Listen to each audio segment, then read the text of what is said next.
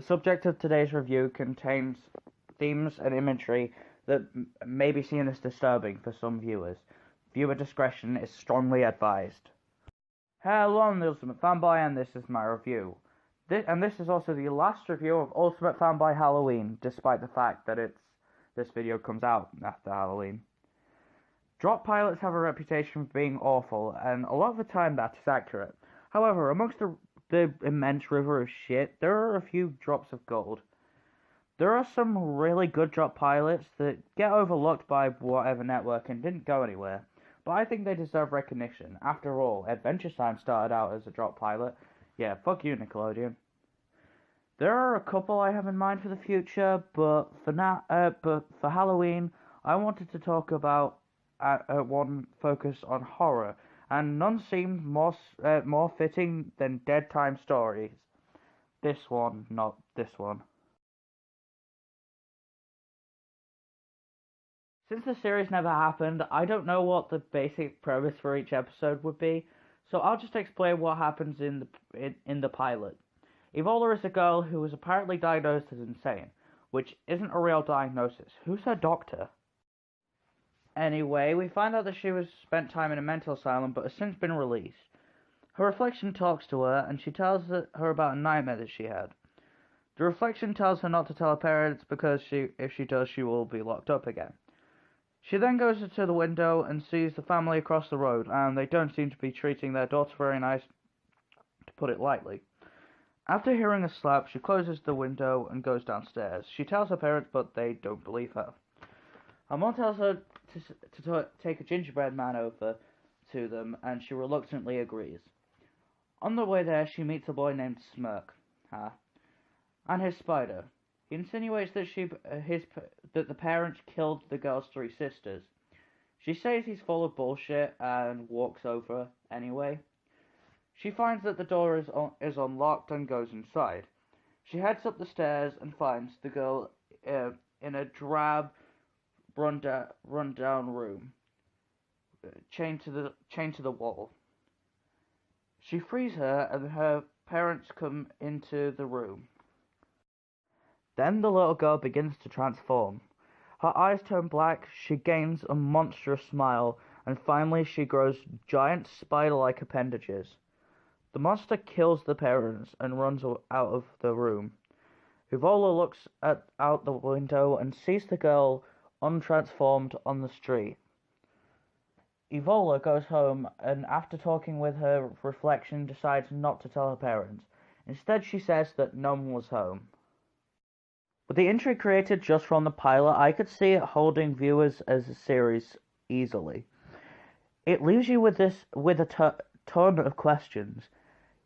You want to stick around to see the answers, like what Gravity Falls did.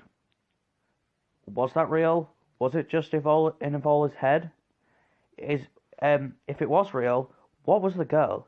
Did she kill her parents, and this was just Ebola's interpretation of it? The only answer we get is this. Wasn't it? Sure, it was real. As real as I am. That line literally made my jaw drop the first time I saw this, and even though I've seen it many times since then, it still manages to leave me gobsmacked. And it leads on to an interesting theme that would have been incredibly interesting to explore if this had been a series, and that is Ebola's sanity as it pertains to the mystery. The series could have gone into this theme, as the pilot leaves it incredibly vague as to whether or not this is real. On top of the mystery aspect, the atmosphere is also something to be admired. This whole thing has a macabre, unsettling atmosphere to it, and I just love that sort of thing.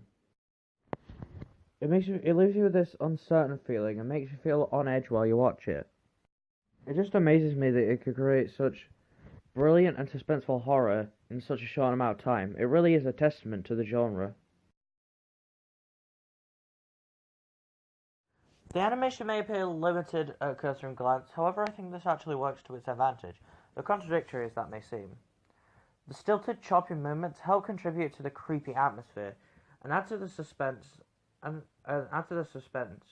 they find clever ways of getting around the limits of the animation, while still managing to add to the creepiness, and not feel lazy.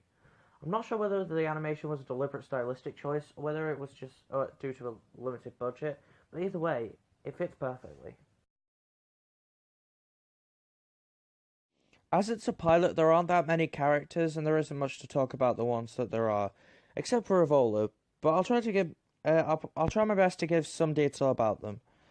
Ebola is very interesting as a main character. The question of her sanity particularly grabs my attention, as it gives the whole thing this aura of uncertainty, especially with the final line. In terms of the series version that never happened, it would have made for an interesting underlying theme. As for her actual character, she's fine. She's sort of moody and irritable and nihilistic, with a hint of compassion. That's about it. As for the other characters, there's Evola's mother, who rivals Buck Cluck and Brian Griffin for worst parent in animation, and is easily the worst part of the pilot. I could go into more detail, but I want to keep this video under an hour long, so I'll just say she's a colossal bitch and move on. Smirk is interesting because we don't actually know how him and Evola met, although he provides some foreshadowing. That's all I have to say about him, really. Finally, there's Mirror Ebola, who's basically just a more abrasive version of Evola. I think that if this was a series, it could be really good. However, the fact that it's just a pilot really brings it down. It's still entertaining to watch, however.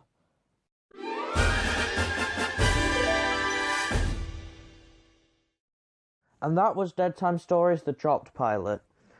And this is pretty old at this point. There's basically no chance of it actually becoming a series. However, I think if someone were to roll with this concept, it would make for something really interesting. And it's still entertaining to watch in its own right, especially around the holidays.